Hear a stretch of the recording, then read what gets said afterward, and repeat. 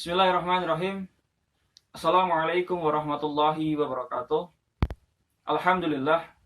Innal hamdalillah nahmaduhu wa nasta'inu wa nastaghfiruh wa na'udzu billahi min syururi anfusina wa min sayyiati a'malina. Asyhadu an la ilaha illallah wahdahu la syarika lahu wa asyhadu anna Muhammadan abduhu wa rasuluh. Amma ba'd. Syukur alhamdulillah kita haturkan kepada Allah Subhanahu wa taala yang telah memberikan rahmat serta karunia-Nya kepada kita sehingga kita masih diberi kesempatan oleh Allah Subhanahu wa taala untuk menghirup nafas sehingga kita mampu untuk beribadah kepadanya. Yang kedua, salat dan salam tak lupa kita curahkan, kita haturkan pada junjungan kita Rasulullah Muhammad sallallahu alaihi wasallam yang telah menjadi revolusioner di dunia ini, yang telah membawa manusia dari zaman kegelapan ke zaman yang terang benderang seperti sekarang ini. Saudara-saudaraku yang dirahmati oleh Allah, sudah menjadi sebuah keniscayaan bahwasanya hidup tidak lepas dari berbagai cobaan. Seperti sekarang ini, umat manusia tengah diuji oleh Allah dengan dihadirkannya sebuah wabah, yakni COVID-19.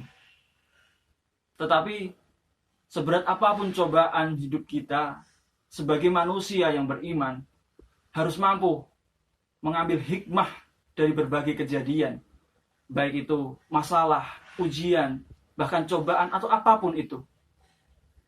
Saudara-saudaraku yang dirahmati oleh Allah, di dalam Al-Quran, Allah sudah berfirman di dalam akhir surat Al-Baqarah, yaitu ayat ke-286.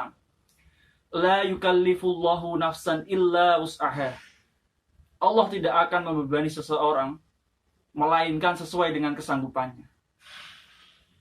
Dari sini kita bisa yakini bahwasanya Allah tidak akan membebani seseorang hambanya, melainkan hamba tersebut sudah diberi kemampuan untuk mengatasi ujian yang diberikan.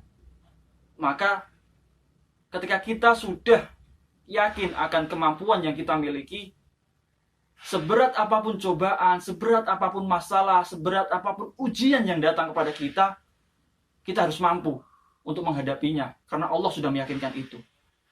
Nah, dalam konteks wabah COVID-19 yang seperti sekarang ini, dengan cara apa? Dengan cara yang telah dikaji oleh pemerintah, dengan cara yang telah dikaji oleh tim medis, bahkan lebih mendalam dikaji oleh para ulama. Sehingga kita tinggal mengikuti arahan-arahan yang telah diberikan. Dari Majelis Ulama Indonesia contohnya, dari bidang keagamaan, dikatakan bahwasanya kajian-kajian yang melibatkan banyak orang, insya Allah ditutup terlebih dahulu, diganti dengan kajian secara online, secara virtual seperti sekarang ini. Dari pemerintah juga membuat kebijakan-kebijakan yang dianggap mampu untuk mengendalikan persebaran wabah COVID-19. Baik itu dari anjuran sering mencuci tangan dengan sabun, memakai masker, serta physical distancing, menjaga jarak dan sebagainya.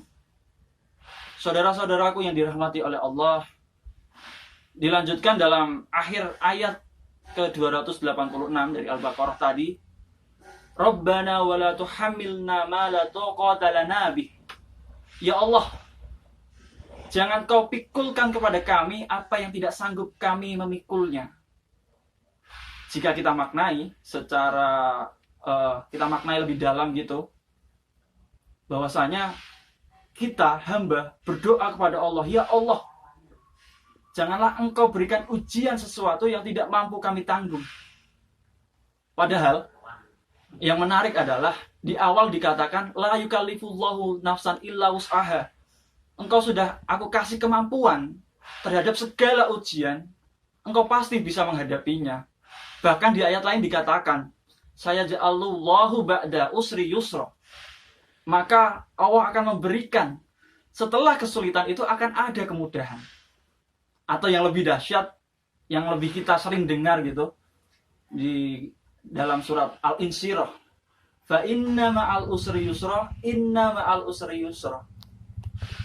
Dalam ayat tersebut, fa inna, fa itu huruf taukid. Kemudian dilanjutkan inna juga huruf taukid, yang artinya Allah ingin meyakinkan kepada hambanya bahwasanya setelah kesulitan itu ada kemudahan. Allah ingin meyakinkan dalam ayat ini bahwasanya harapan itu pasti ada. Sesungguhnya sesudah kesulitan ada kemudahan. Saudara-saudaraku yang dirahmati oleh Allah, pandangan Islam terhadap pandemi atau wabah COVID-19 ini adalah selalu ditekankan bahwasanya ada kemudahan setelah kesulitan. Bahwasanya bersama kesulitan itu akan ada kemudahan. Maka marilah kita sebagai orang yang beriman untuk mampu mengambil segala hikmah dari musibah yang terjadi. Dan musibah itu bukan hanya sebuah kesengsaraan, tetapi juga sebuah kenikmatan.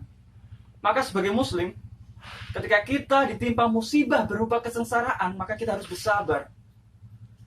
Dan ketika kita ditimpa oleh musibah berupa kenikmatan, kita harus mampu untuk bersyukur. Dan yang terpenting, ketika kita ditimpa musibah, itu akan melahirkan kreativitas. Kenapa? Karena ketika satu jalan rezeki ditutup, kita dituntut untuk memikirkan atau melakukan mencari jalan rezeki yang lain, sehingga itu mampu melahirkan kreativitas bagi kita. Dan yang terakhir adalah jadilah muslim yang cerdas. Saudara-saudaraku yang dirahmati oleh Allah, sekian yang dapat saya sampaikan. Mohon maaf bila ada kesalahan. Billahi fisabilil haq fastabiqul khairat.